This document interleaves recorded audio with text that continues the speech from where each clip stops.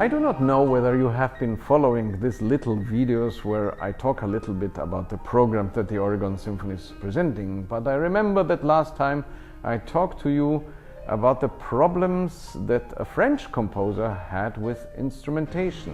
And here again, in the following concert, we have a composer who also had a couple of problems with instrumentations.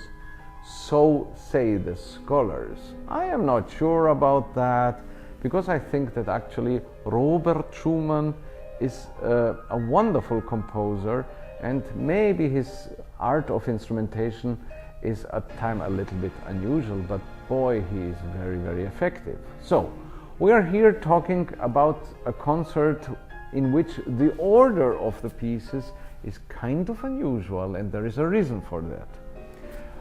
Our conductor for this concert is a really wonderfully talented German conductor, Christoph König, whose career I have been following all around the globe. I always hear he has been there, and I always ask, so how did you like? And the response is always the same. Christoph König is doing very well, so I'm very happy that we can present him. And his soloist is going to be the very famous American pianist Andre Watts. So what do they do?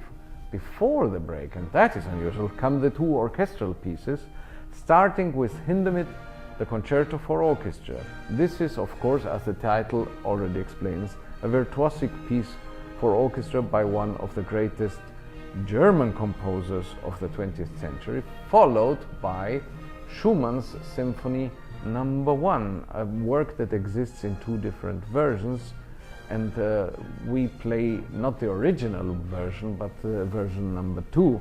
That is kind of the only version that is very, very famous in the world of orchestra playing.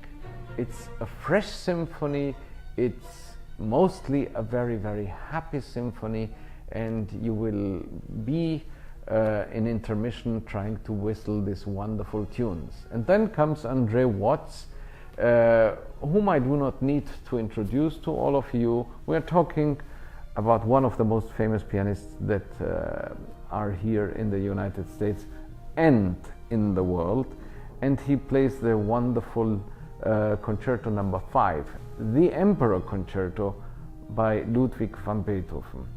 And that alone is worth to watch out for the concert, because it's not only Andre Watts, but the Concerto No. 5 by Ludwig van Beethoven is kind of the crowning jewel. It's the last one of the great Beethoven piano concertos, and we are here talking about a composer who, with his craft, his artistry, really influenced all the composers to come, not only by drafting great symphony, but also by working in these piano concertos his magic.